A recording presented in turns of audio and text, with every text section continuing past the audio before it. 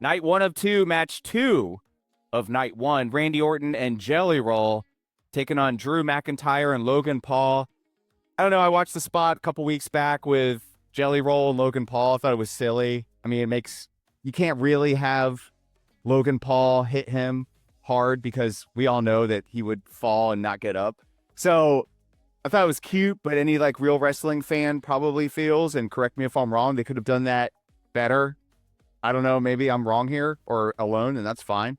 But I want y'all's thoughts on that and your thoughts on who the winner of this gimmick match is. For starters, we all know historically, you bring in celebrities, the celebrity's going to win. I mean, historically.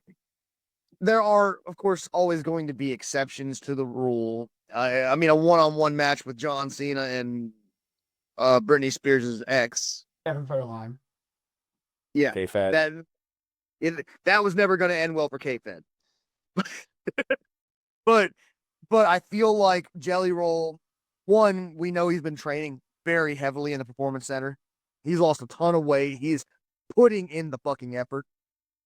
And there's a lot of rumors saying that this is not going to be his last match. That being said, with Jelly Roll having canceled tours and all kinds of stuff going on to do this, I feel like they're going to be doing something with Jelly Roll, and he cannot lose this match. If that's the real plan. So going with the historics and the future plans, I'm gonna have to say Randy Orton and Jelly Roll are going to beat oh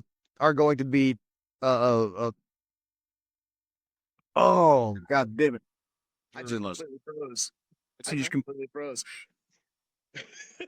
McIntyre and Logan Paul. Yeah, that McIntyre and Logan Paul. I believe that Jelly Roll and Randy Orton are going to beat Drew McIntyre and Logan Paul. And this is what you get, the uncensored, raw version.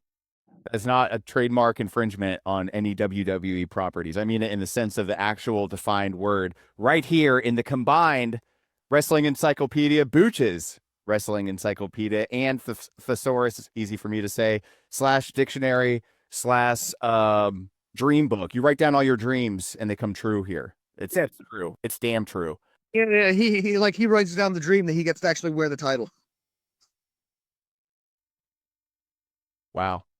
Really? Is this what we're going to do? This, how I feel. We got to move on. Booch, what do you think about this match? Well, I'm excited for it for the simple fact that not only is Jelly Roll putting in the work in the ring, losing the weight and taking it seriously, on the mic, he's selling it. I know people that at first were not happy that Jelly Roll was in this match. Then they saw the promo he cut on Logan Paul. And now they're emotionally invested. They're all in. They're like, this is money. Can I add one little thing to that, though? Sure.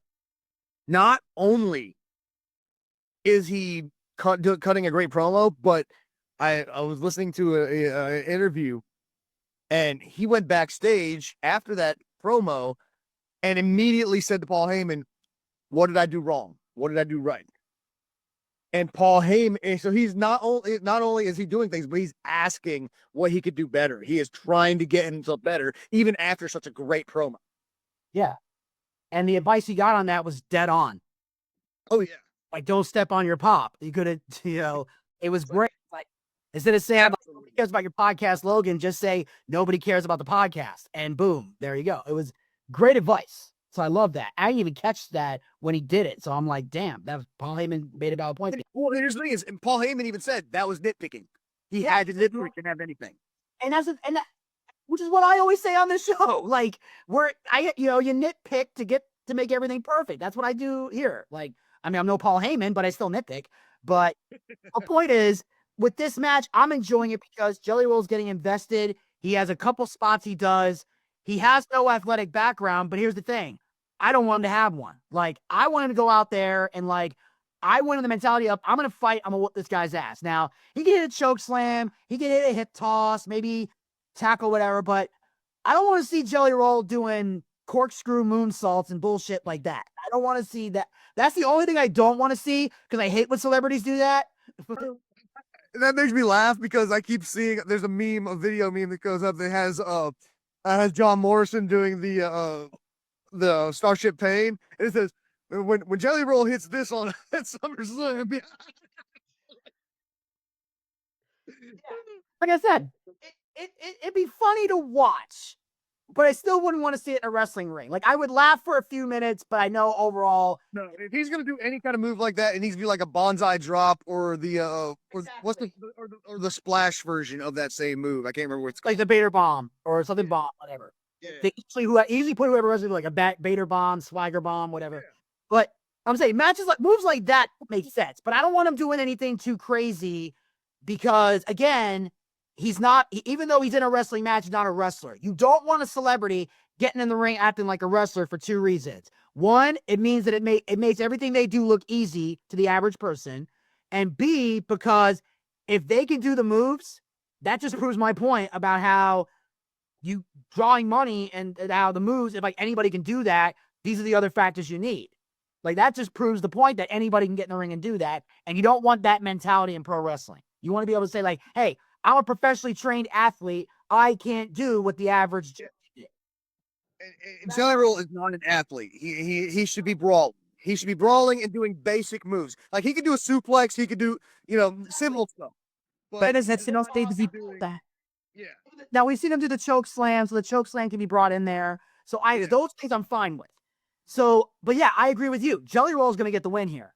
But I feel like one of these things going to happen. Either Jelly Roll is going to pin Logan Paul, or Randy Orton's going to hit Drew McIntyre with an RKO, and then Jelly Roll pins Drew. That way, it doesn't bury Drew because he was knocked out by the RKO, not by the celebrity. He got pinned by the celebrity, but Orton hit the RKO. And that's what I think is most likely going to happen. So I'm with you. I will say they have done a good job of establishing Jelly Roll as a brawler, as a fighter, and making him look tough to begin with. He's blocking punches and throwing his own. So they're making him look like he actually knows what he's doing a little bit. Exactly, because even though he doesn't look like an athlete, he still looks like somebody that can fight. He got the brawl of somebody that can fight. So I'm just saying, you don't have to be a professionally trained athlete to be able to street fight somebody. It helps, but you ain't got to be there. Like, there's 24 fights with non-athletes. So, Booch, are you going with Randy Orton and Jelly Roll to win this? 100%. Yes. All right. I'm going to agree. It would be foolish to disagree just to disagree. I'm not going to be a contrarian just for the sake of it.